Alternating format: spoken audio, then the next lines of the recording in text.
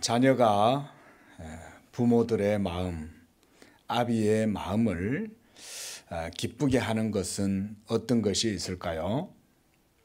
제가 질문을 해보겠습니다. 먼저 추석이나 명절에 1등급 한우를 사가지고 온다.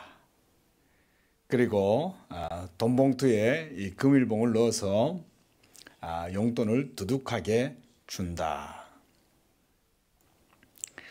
2번, 주어진 삶의 정직과 성실로 최선을 다해서 열심히 살면서 건강하게 사는 것. 자, 이거 아주 쉬운 질문이죠. 부모라면 누구나 다 저는 2번의 것을 원한다고 생각을 합니다. 물론 두둑한 금일봉을 가지고 용돈을 준다면 그것도 마다할 부모님이야 없겠지만은 그래도 부모님은 너들 써라. 네가 맛있는 거 사 먹고 너들 좋은 일에 쓰고 애들한테 줘라. 이렇게들 말씀을 하시겠지만 어쨌든 부모님의 마음은 이렇게 자녀들이 인간 본연의 삶을 또 이 사회에서도 정말 많은 사람들에게 정말 명예를 얻고 그렇게 인격적으로도 존경을 받는 그런 사람이 되기를 원할 것입니다. 저는 이런 부모님의 마음이, 아버지의 자녀에 대한 마음이 이 목회자와 이 성도의 관계에서도 마찬가지일 것이라고 생각이 됩니다. 그리고 이 성도와 하나님과의 관계에서도 저는 마찬가지일 거라고 생각을 합니다. 오늘 본문은 목회자로서 사도 바울의 마음과 그리고 성도들에 대한 그의 애정을 정말 깊이 들여다볼 수 있는 것 같습니다. 우리나라에도 요즘은 좀 그런 모습을 좀 쉽게 잘 보기가 어려운 것 같은데 예전에는 우리 성도들이 이 교회의 목회자를 정말 아버지와 같이 생각했던 그런 시절들도 있었습니다. 우리 한국 교회에 참 이렇게 따끈따끈하고 애정이 넘치는 그런 때였죠. 그래서 그때 당시에 그렇게 교회의 목사님을 자기 아버지처럼 이렇게 영적인 스승이고 아버지와 같이 이래 생각했던 성도들은요, 보면은 나이가 들어서도 그 교회에 대한 그 신앙을요 잘 안 잃어버립니다. 그만큼 이 목회자와 성도와의 관계가 어떤 관계로 쌓아져 있느냐라는 것에 의해서 참 이 신앙에 엄청난 영향을 저는 미친다고 생각을 합니다. 그런데 오늘날은 좀 그런 이미지가 바뀐 것 같다는 생각이 들어서 이 말씀을 준비하는 가운데 좀 안타까운 마음도 들었습니다. 자, 진실하고 신실한 참된 목회자는 성도들에게 어떤 것을 원하는 것일까요? 성도들이 그 목회자를 향해서 막 이렇게 과분하게 칭찬을 해주고 주켜 세워주고 또 화려한 복장이나 또 화려한 존칭 이런 것들로 목회자를 높여준다든지 또 그 목회자들을 세워서 많은 사람들에게 박수 갈채를 받도록 하는 것, 저는 그런 것은 아니라고 생각을 합니다. 성도가 하나님의 말씀의 가르침을 바르게 받아들이고 그 말씀에 대한 믿음을 가지고 그렇게 해서 하나님의 말씀을 가르치는 이 목회자의 그 교훈과 지도의 권위에 굴복함으로써 이렇게 목회자의 사역을 통해서 성도가 그리스도의 은혜와 복음의 도를 따라서 영적인 지배를 받을 때 그것으로 저는 진실하고 참된 목회자의 마음을 기쁘게 하는 것이라고 생각을 합니다. 그렇지 않을까요? 복음을 이 사역의 기초로뿐만 아니라 전체 모든 사역의 철학으로 삼는 사역자는 오직 이 복음으로만 사는 것입니다. 고린도전서 9장 14절을 보면 사도 바울이 복음 전하는 자들이 복음으로 말미암아 살리라 명하셨느니라 이렇게 얘기하는데요. 이 복음으로 말미암아 살리라라는 이 말은 먹고 사는 얘기를 한다기보다는 그들은 전적으로 복음의 가치만을 위해서 산다 이런 의미라고 저는 봐요. 그러면 전적으로 예수 그리스도의 복음에만 미쳐서 그 복음을 위해서만 모든 가치를 거기에다 다 두고 살아가는 그런 사역자라면 성도들을 어떻게 볼까요? 이것이 바로 사도 바울의 모습과 같은 것입니다. 오늘 우리가 본문을 읽어보면요. 그런 사도 바울의 목회자로서의 마음을 깊이 우리가 볼 수가 있습니다. 심지어 사도 바울이 허허허 하고 즐거워하고 만족스러워하는 그런 모습을 보면 딸 바보, 딸만 쳐다보면 허허 웃는 거죠. 에? 아들만 쳐다보면 허허 그러고 웃는 거예요. 사도 바울의 마음이 고린도 교회 성도들을 향해서 지금 그런 마음과 같아요. 사도 바울이 오늘 본문에서는 많이 웃는 모습을 볼 수가 있습니다. 내가 너희로 인해서 위로를 받았다. 내 마음이 기뻐하노라. 내 마음이 평안하노라. 이런 표현들을 계속해서 사도 바울이 반복을 하고 있습니다. 자, 오늘은 그래서 이 고린도 서신에서 특히 오늘 이 본문의 말씀은 어떤 교리적인 그런 내용보다는 사도 바울의 사역자로서의 인간적인 그런 면모들을 많이 보여주면서도 또한 사도 바울의 이 목회자로서의 하나님 앞에서 어떤 모습으로 서 있는가도 우리에게 잘 보여줍니다. 먼저 1절에서 보니까 사도 바울은 사랑하는 자들아, 이 약속을 가진 우리는 하나님을 두려워하는 가운데 거룩함을 온전히 이루어 육과 영의 온갖 더러운 것에서 자신을 깨끗하게 하자. 이렇게 성도들에게 말합니다. 여기서 하나님의 약속이란 바로 지난주에 우리가 보았던 고린도 후서 6장에 나오는 내용을 말하는 거예요. 6장에 보니까 어떤 내용이 나옵니까? 6장에 16절에 보니까 내가 그들 가운데 거하며 두루 행하여 나는 그들의 하나님이 되고 그들은 나의 백성이 되리라 라는 내용이에요. 또 18절에도 또 말씀합니다. 너희에게 아버지가 되고 너희는 내게 자녀가 되리라 전능하신 주의 말씀이니라. 바로 이것을 말하는 거예요. 약속. 이 약속을 가진 우리, 하나님의 언약의 핵심은 예수 그리스도를 믿는 자들로 하여금 하나님의 자녀가 되게 하는 것이 언약의 본질적인 내용입니다. 그래서 영생은 하나님의 자녀 되는 거예요. 이 하나님의 언약을 통해서 영생을 누린다는 것 자체는 죄인들이 이제는 예수로 말미암아 그들의 신분이 변화돼서 하나님의 자녀가 되는 것이다. 그게 바로 6장 16절과 18절에 나오는 그 말씀이에요. 사도 바울이 지금 이걸 언급하고 있는 거예요. 나는 그들의 하나님이 되고 그들은 내 백성이 되리라. 너희에게 내가 아버지가 되고 너희는 내게 자녀가 되리라. 라고 하는 이것이 언약의 핵심적인 내용입니다. 자, 그렇다면 하나님의 자녀로서 하나님의 이 자녀 약속을 가진 하나님의 백성들은 어떤 삶을 살아야 하느냐? 사도 바울은 하나님을 두려워하는 가운데 거룩함을 이루고 육과 영의 온갖 더러운 것에서 깨끗하게 하자. 성결입니다. 성결. 우리 성도님들, 성결이 우리 성도들의 능력이 된다는 것을 믿으시기를 바랍니다. 성도의 능력은 다른 데서 나오지 않습니다. 성령의 은사를 많이 가지고 있으면 능력이 나타난다? 이거 성경을 오해하는 겁니다. 진정한 성도의 능력은 하나님께 대한 성결한 믿음에서 나옵니다. 여러분들이 하나님의 자녀로서 순결하고 성결한 삶을 살면, 하나님 앞에서 경건을 힘쓰면 능력은 하나님이 주시는 거예요. 여러분들의 은사에 의해서 능력이 발휘된다고 보시면 안 돼요.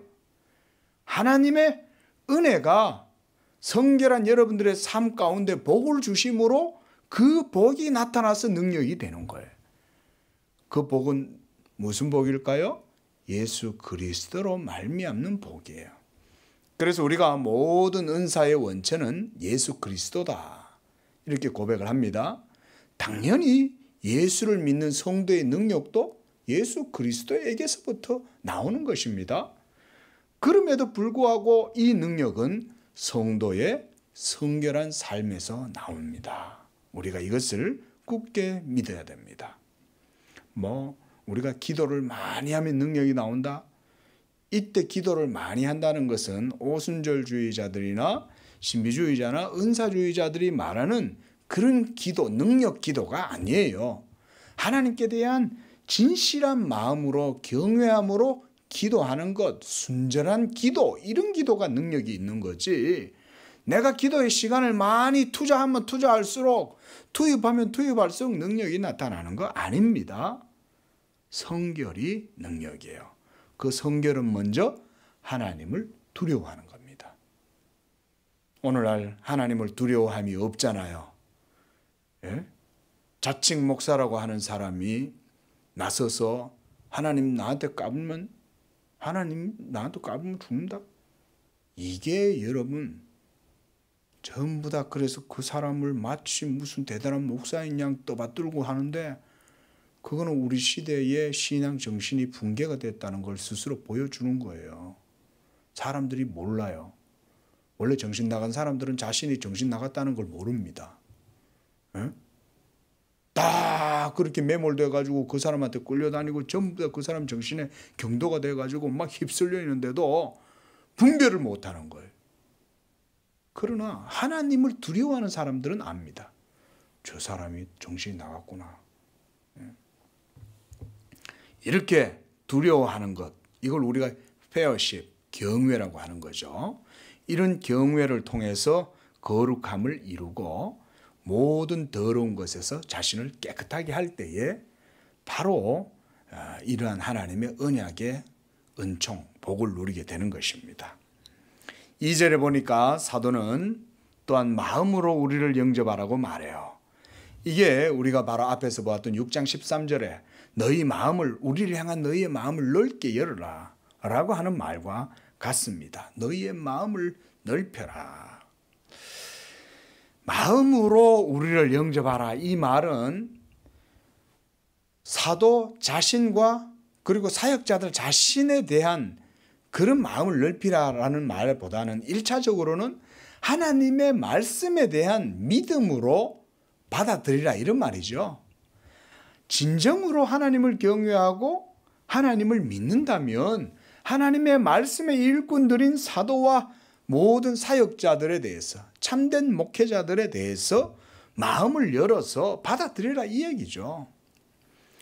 여러분, 목회자의 전하는 복음만 받아들이고 목회자는 받아들이지 않겠다, 가능할까요? 안 됩니다. 그 목회자가 하나님의 말씀을 전한다면 또한 그 목회자의 모든 것도 동일하게 같이 받아들여야 그 목회자의 전하는 복음이 여러분들 본인에게 유익이 되는 겁니다. 그래서 사도 바울은 말합니다. 우리가 아무에게도 불의를 행하지 않고 아무에게도 해롭게 하지 않고 아무에게도 속여 빼앗는 일이 없었다, 이렇게 말했어요. 이것은 거짓 교사들, 거짓 사도들, 거짓 선지자들과 비교해서 이렇게 얘기하는 거예요. 사도 바울의 사역에서 다른 사람들에게 일을 취하거나 자신의 이익을 위해서 살았던 삶은 전혀 없었어요. 늘 하나님의 복음 앞에서, 하나님 앞에서 두려워함으로, 기도함으로 정말 자기가 텐트 메이커가 돼가지고 천막 깁는 일을 하면서 자기 스스로 돈을 벌어가면서 교회를 섬기고 힘썼던 거예요. 이렇게 사도 바울이 얼마나 고린도 교회 성도들을 향해서 마음이 정직하고 순전하게 행했는가를 알 수가 있습니다. 3절에 보니까 내가 이 말을 하는 것은 너희를 정죄하려고 하는 것이 아니라고 말합니다. 내가 이전에 말하였거니와 너희가 우리 마음에 있어 함께 죽고 함께 살게 하고자 함이니라. 참 이게 성도와 목회자와의 관계에 있어서 참 이 의리라는 게 이렇게 예수 그리스도에 대한 믿음 안에서 이루어진다는 것을 저는 말씀을 드리고 싶어요. 목회자와 성도들 사이 성도와의 관계에서 이 신뢰, 의리 이런 것이 참 얼마나 중요하겠습니까? 그죠? 이것은요 인간적인 관계로 이루어지는 게 아닙니다. 목회자도 하나님께 대하여 정직하고 성도들도 하나님께 대한 경외와 그리고 사랑을 가지고 하나님의 말씀을 사랑하니 또한 그 목회자를 믿고 신망이 두터워서 그래서 서로 이렇게 함께 죽고 함께 살고자 하는 이런 관계까지 나아가는 것입니다. 그래서 사도 바울은 내가 이전에 말하였거니와 너희가 우리 마음에 있어 이렇게 표현을 합니다. 참 얼마나 사도 바울이 성도들과의 관계에서 이 끈끈한 애정을 가지고 있는가 알 수가 있죠. 함께 죽고 함께 살게 하고자 합니다. 참 이렇게 성도와 목회자와의 관계는 함께 죽고 함께 사는 관계다. 이게 참 말씀이 아주 대단한 무슨 표처럼 이렇게 다가와요. 그죠? 우리는 함께 죽고 함께 산다. 이게 성도와 목회자와의 이런 관계가 이루어진다면 얼마나 좋을까. 한번 묵상을 해봤습니다. 이런 관계는 어떻게 이루어지는 것일까? 어떻게 이루어질까요? 서로 간에 마음을 열고 인간적으로 두터워지면 될까요? 의리를 가지고 으쌰으쌰하고 이렇게 하면 될까요? 그게 아닌 것입니다. 하나님의 말씀이 그들 사이에 있어서 목회자는 목회자로서 하나님의 말씀으로 성도들을 대하고 성도들은 성도로서 하나님의 말씀을 대함으로 목회자를 대하고 그러할 때에 이렇게 함께 죽고 함께 사는 관계가 이루어지는 거예요. 참 우리 양재 교회를 하나님께서 성장시키실 때에 정말 이런 성경적이고 모범이 되는 그런 성도와 목회자의 관계가 말씀 가운데 세워지기를 주님의 이름으로 축원을 드립니다. 또한 우리 성도님들도 이렇게 이 양재교회가 하나님의 은혜 가운데 복음 위에서 세워지기를 위해서 기도하시기를 바랍니다. 그래서 4절에 계속 말합니다. 나는 너희를 향하여 담대한 것도 많고 너희를 위하여 자랑하는 것도 많다. 내가 우리의 모든 환난 가운데서도 위로가 가득하고 기쁨이 넘치는도다. 이렇게 말합니다. 참 이렇게 진리가 충만한 목회자는 또한 이렇게 마음도 따뜻하고 정감이 넘치는 것 같아요. 참 저는 이제 이런 바람이 있다면 오늘날 목회자로서 오늘날 시대에 참 우리 양재교회가 복음의 진리가 그리스도에 대한 믿음의 증거가 충만하면서도 마치 지적이고 그리고 그것 때문에 막 날카롭고 예리하고 첨예한 그런 논리가 막 있고 이런 거를 저는 원하지 않아요. 그리스도에 대한 진리가 충만할수록 하나님에 대한 사랑과 하나님에 대한 은혜로 말미암아 성도들의 영혼이 거기에 푹 젖어드는 거예요. 그래서 하나님의 은혜로 인해서 목회자와의 이런 끈끈한 관계 속에 목회자도 성도들에 대해서 이렇게 하나님의 말씀으로 사랑하고 성도들도 목회자에 대해서 이렇게 서로 사랑함 가운데에서 이렇게 서로 끈끈한 정이 넘치는 교회가 되면 얼마나 좋을까. 그런 생각을 해보게 됩니다. 예? 개혁주의라는 게 다른 거 아닙니다. 개혁주의는요 차갑고 지적이고 논리적이다 아니에요. 그건 오해입니다. 그건 껍데기만 보는 거예요. 개혁주의의 진리는 개혁주의가 말하는 신앙의 지식은 그런 게 아니라 하나님에 대한 사랑에서 다 나와요. 경건한 지식이요 이 경건한 지식은 사랑 안에서 이루어지고 그 속에 하나님의 말씀에 대한 사랑이 있으므로 모든 성도와 목회자와 모든 교회가 그리스도 안에서 이와 같은 뜨거운 마음을 갖는 거예요. 바로 이런 뜨거운 마음이 우리나라 믿음의 선배들에게 있었어요. 일제 치하 때, 또 6.25 동란 때, 그리고 해방 이후에, 한국 전쟁 이후에, 그리고 우리나라가 다시금 세워지고 이렇게 하는 복구가 되고 전쟁 이후에 나라가 세워져가는 그런 과정 속에 우리나라가 경제가 일어나고 그런 과정 속에서 우리나라 성도들에게 이런 애틋함이 있었어요. 저는 다시 한번 이런 한국교회의 모습이 하나님의 말씀으로 인해서 순수하게 회복되어지기를 기도합니다. 우리 성도님들도 기도해 주시기를 바랍니다. 하나님의 복음의 은혜 안에서 모두가 이렇게 뜨겁고 서로 사랑하고 기쁨이 넘치고 서로 지체 때문에, 서로 성도들 때문에, 목회자 때문에, 성도들 때문에 서로 위로가 되고 서로 격려가 되고 힘을 얻는 거, 이게 진짜 진리의 공동체가 아니겠어요? 그 속에는 진리가 있고 진리에 대한 명확하고 분명한 지식이 있음과 동시에 그 지식은 차갑고 날카롭고 배타적이고 이런 것이 아니라 진리에 대한 뜨거운 사랑이 있음과 동시에 넉넉한 너그러움과 간용과 이해와 이런 것들이 또한 가득하고 서로의 신망이 두텁고 의리가 있고 이런 모습 얼마나 좋겠습니까? 이 말씀 준비하면서 저도 그런 마음을 가져봤습니다. 나도 사도 바울과 같이 이런 목회자가 되고 싶다. 저도 성격이 뭐 그렇게 나긋나긋하고 부드러운 성격이 못 됐어요. 이게 참 늘 문제입니다. 그러나 참 하나님께서 이 부족한 종을 또한 참 은혜로 다독여 주셔가지고 이런 사도 바울의 정말 이 한 반의 반만 좀 닮는 그런 사람이 됐으면 좋겠다. 기도해 주시기 바랍니다. 자, 이렇게 여러분 어떻습니까? 벌써 이까지만 봐도 사도 바울의 마음을 우리가 알 수 있겠죠. 이 이후에는 계속해서 그 얘기예요.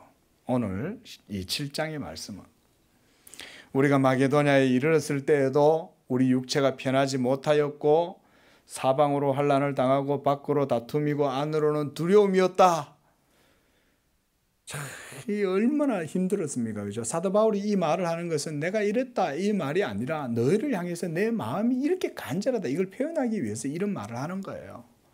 내가 이렇게 육체도 편하지 못하고 사방으로 환난을 당했고 밖으로는 다툼이요.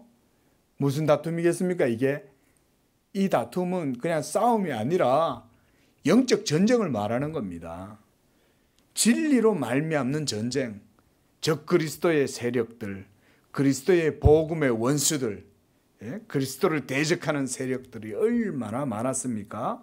그들과 진리로 말미암는 다툼을 하는 거예요. 이 육체적인 어떤 전쟁을 벌이거나 막 이렇게 싸웠다는 얘기가 아니에요. 이 다툼은 영적 전쟁, 영적 다툼 그 얘기입니다. 그리고 안으로는 두려움이다. 또 안으로는 인간적인 여러 가지 연약함뿐만 아니라 또한 교회 성도들로 말미암는 마음의 근심도 많이 있었고, 그러니까 사도 바울은 총체적으로 밖으로 안으로 모두 다 이렇게 힘들고 어려운 일들을 겪은 거예요. 그럼에도 불구하고 사도 바울은 내가 너희를 생각할 때 너희로 말미암아 그러나 위로를 내가 얻었다는 것입니다. 6절에 보니까 낙심한 자들을 위로하시는 하나님이라고 말합니다. 그렇게 힘들고 어려운 가운데에서도 하나님께서 사도 바울을 위로해 주셔서 디도를 보내주셨다 그랬습니다. 이 디도란 사람이 얼마나 대단한지, 사도 바울의 제자요, 사도 바울이 아끼는 아들과 같은 사람들 아닙니까? 그 이 디도가 얼마나 참 목회를 잘했는지 디도서가 있어요. 그렇죠? 이 디도서가 그 보면 사도 바울이 디모데만큼이나 이 디도에게 참 이 목회 서신을 보냅니다. 그래서 교회 내에서 네가 어떻게 사역을 하도록 해라. 오늘날로 말하면 이제 디도도 목사님에 해당되는 분이에요. 그런데 이렇게 참 정말 신실하고 충성스러운 디도가 오니까 사도 바울이 이 참 천군만마를 얻은 것 같은 거예요. 혼자서 힘들고 사방으로 우겨쌈을 당하고 괴롭고 안으로도 괴롭고 밖으로도 다툼이고 막 온갖 적으로 둘러싸여 있는데 이 같은 이제 컴라드 이 전쟁 용사가 오니까 얼마나 마음이 편한지 몰라요. 그가 온 것뿐 아니요 오직 그가 너희에게서 받은 그 위로로 위로하고 너희의 사모함과 애통함과 나를 위하여 열심히 있는 것을 우리에게 보고함으로 나를 더욱 기쁘게 하였느니라. 참 이 사도 바울이 보낸 서신이 고린도 교회 내에 많은 영향을 주었다는 것을 알 수가 있습니다. 참 사도 바울이 얼마나 마음이 고민이 깊었겠어요. 멀리 두고 자식들을 멀리 두고 온 아비의 마음과 같지 않겠습니까? 그렇죠? 그런데 그 고린도 교회에 대한 보고를 디도가 갔다 와가지고 하는 거예요. 내 아버지요 사도 바울이시여, 갔다가 내가 와보니까 가보니까 성도들이 바울 사도님의 그 편지를 받고 참 모두 다 다시금 회개하고 돌이키고 근심을 많이 하더이다. 그리고 그들이 다시금 애통하고 사모하고 그리고 사도 바울님을 위해서 열심히 있는 것을 저희가 보았습니다. 라는 말을 오늘 이렇게 7절에서 하고 있는 것입니다. 여기서 보면 너희의 사모함, 애통함, 나를 위한 열심, 이 모든 것들은 다 이 고린도 교회의 성도들이 마음을 많이 돌이키고 회복되었다는 것을 보여주는 거예요. 사도 바울은 이제 그것 때문에 마음이 기쁜 거예요. 야, 내가 그렇게 걱정이 돼서 노심초사했는데 너희들이 드디어 정신을 차렸구나. 일평생 예수의 복음을 위해서 헌신하며 살았던 사도 바울에게는 성도들이 바로 자식이었어요. 그렇죠? 사도 바울이 자식도 없고 결혼도 안 하고 혼자서 지냈는데 교회가 자식인 거예요. 사도 바울한테는. 그래서 그들의 영적인 아비로서 그들이 하나님을 영적으로 바르게 섬기고 그리스도 복음의 도를 따라서 믿음을 갖고 행하는 것을 보고 사도 바울이 가장 기뻐했던 거예요. 이것이 바로 아버지의 마음 아니겠어요? 그렇죠? 이것이 바로 신실하고 참된 목회자의 마음이요. 이것은 또한 하나님 아버지의 마음이기도 해요. 그래서 사도 바울이요, 참 이렇게 성도들이 그렇게 된다는 것을 보고는 이제 또 말합니다. 내가 너희를 근심하게 한 것을 후회하였지만 지금 보니까 후회하지 아니한다. 참 야단치는 것이 부모로서 자식에게 훈계를 하고 야단을 치고 말을 안 들으면 때때로 초달도 하죠. 맴매도 하는 거예요. 그런데 맴매하면 어디 부모는 마음이 편해요? 그러고 나서 자식이 마음이 기가 꺾여가지고 마음이 상해지면 부모도 또 한 구석에 가가지고 그 마음 아래를 또 하는 거예요. 미안하기도 하고 야단을 안 칠 수도 없고 이런 마음 아니겠어요? 지금 사도 바울이 그런 마음이라는 거예요. 내가 편지로 너희를 근심하게 한 것을 후회했다. 내가 말이 너무 심했나? 내가 너무 과격하게 너희들에게 큰 소리를 쳤나? 막 이러면서 편지는 보내놨지. 예? 그 편지를 읽는 성도들이 또 그것 때문에 마음이 상해서 혹여나 상처받아가지고 교회를 떠나는 건 아닐까? 막 이런 근심이 바로 목회자의 마음인 거예요. 그런데 디도가 와가지고 그 편지 받고 하나님께서 성도들의 마음을 움직여가지고 성도들이 자기들 회개하고 마음을 내려놓고 도리어 사모함과 애통함으로 마음을 돌이켰습니다. 이걸 디도가 보고를 한 거예요. 그 말을 들으니까 얼마나 마음이 이제 좋겠어요. 그렇죠? 내가 좀 심하게 야단을 친 것 같았지만 그게 도리어 이게 약이 되었구나. 매는 쓰지만 그래도 교훈을 주고 그것으로 자녀가 깨달으면 그게 부모의 마음도 아픈 거예요. 그 편지가 너희로 잠시만 근심하게 한 줄을 알미라. 그렇죠? 야단 맞을 때는 근심하잖아요. 부모가 막 화를 내고 막 야단을 치고 심지어는 막 맹매를 하면 그것 때문에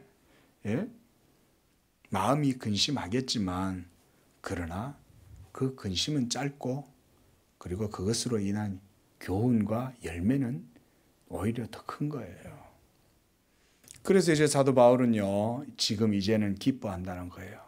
그리고 너희로 근심하게 한 까닭이 아니요 도리어 너희가 근심함으로 회개함에 이르렀기 때문이다. 얼마나 감사합니까?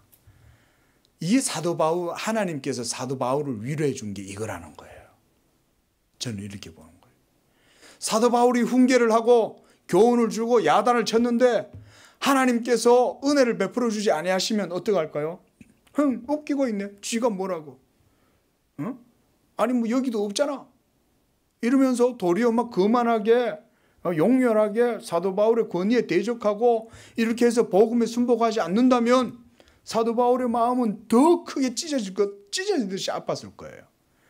그런데 하나님께서 사도 바울의 마음을 위로해서 이 고린도 교회의 성도들이 그 사도 바울의 가르침과 교훈에 순복하게 하신 거예요. 그래서 사도 바울이 얼마나 하나님께 감사했겠어요. 하나님 감사합니다. 감사합니다. 저들의 마음을 풀어가지고 이렇게 하나님께로 돌이키게 해주시니 감사합니다. 이러지 않았겠냐 이거예요. 그러므로 너희가 하나님의 뜻대로 근심하게 된 것은 우리에게서 아무 해도 받지 않게 하려 함이라. 여기서 보세요. 사도 바울 또한 복음의 교사들에게서 아무런 해도 받지 않게 하려 함이라. 이 말이 뭘까요? 복음이 너희들에게 생명의 향기, 복이 됐다는 거예요. 예수 그리스도의 복음을 듣고 순복하면 이 복음이 복이 되지만 이 복음을 받아들이지 아니하고 거만하고 교만함으로 자만심으로 부풀어 가지고 복음을 대적하면 그것 때문에 도리어 복음 때문에 그들이 해를 받는 거예요. 해를. 그러나 근심함으로써 그들이 회개함으로 복음의 교훈을 받아들였으니 그들이 해를 받지 않게 된 것입니다. 그래서 10절에 사도 바울은 말해요. 하나님의 뜻대로 하는 근심은 후회할 것이 없는 구원에 이르게 하는 회개를 이루는 것이요 세상 근심은 사망을 이루는 것이다. 그렇죠. 하나님의 뜻대로 하는 근심은 후회할 것이 없어요. 이것을 경건한 슬픔이요 경건한 근심이라고 하는 거예요. 근심 그 자체는 좋지 않은 것이라고 생각이 들지 모르지만 하나님의 뜻대로 하는 근심은 회개함으로 구원에 이르게 하는 것입니다. 그러나 세상의 근심은 사망을 이루는 것이다. 이것이 바로 하나님 앞에서의 근심과 이 세상에서의 근심의 차이죠. 우리가 이 세상의 일들로 인해서도 많은 근심을 하지 않습니까? 그렇죠? 돈 때문에도 근심하고 자녀 때문에도 근심하고 사람의 관계의 문제 때문에도 근심하고 내 자신의 육체의 질병 때문에도 근심하기도 하고 심리적인 문제 때문에도 근심하지만 그러나 그 모든 세상의 근심들도 하나님의 말씀 앞에서 모두 다 내려놓고 회복이 되면 그 모든 것들이 생명을 이루고 구원을 이루는 근심이 되는 줄로 믿습니다. 그 가장 중요한 건 하나님 앞에 서는 거예요. 하나님의 말씀 앞에 서서 그 말씀에서 나를 비추어 보는 거예요. 그러면 이 세상의 여러 가지 모든 근심들의 문제도 자동적으로 해결이 돼요. 사람과의 관계의 문제, 자녀의 문제, 경제적인 모든 삶의 문제들조차도 그 모든 실타래는 하나님과의 관계에서 떨어져 나갔기 때문에 생겨나는 문제입니다. 이 세상에서 살아가는 많은 사람들의 세상의 근심의 근원은 뭡니까? 하나님을 떠나서 죄 때문에 그런 거예요. 그러나 하나님 말씀 앞에 서서 그 말씀 앞에 자신을 비추어 보고 그 앞에서 근심하고 회개하고 경건한 슬픔을 가질 때에는 예수여 나를 구원하여 주시옵소서. 예수만이 나의 의가 되고 예수만이 내 구원이 되고 예수만이 나의 의지가 됩니다. 예수여 나를 불쌍히 여겨 주시옵소서. 이게 진정한 영적인 근심이에요.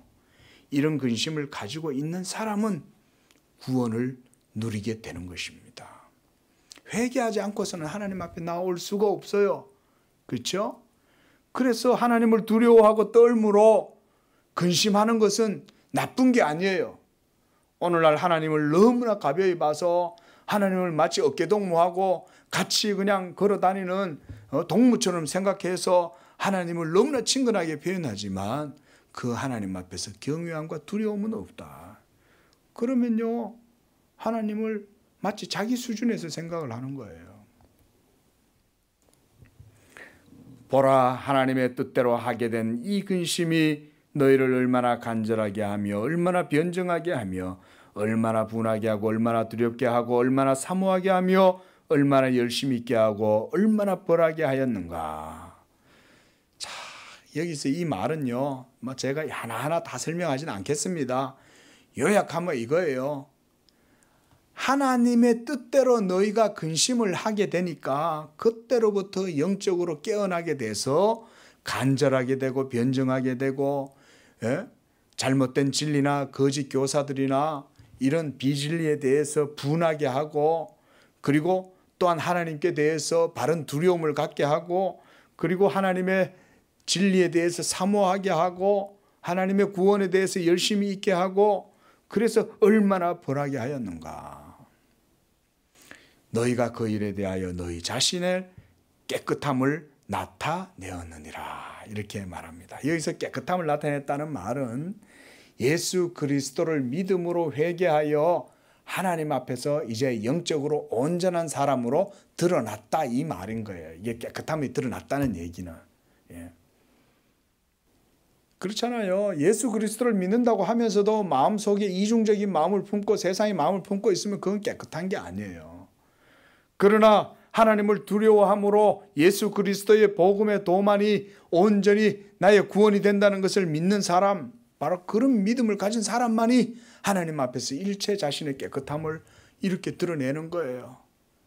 변증하게 하고 간절하게 하고 분투하게 하고 두렵게 하고 사모하게 하고 열심히 있게 하고, 그렇게 해서 얼마나 벌하게 하였는가.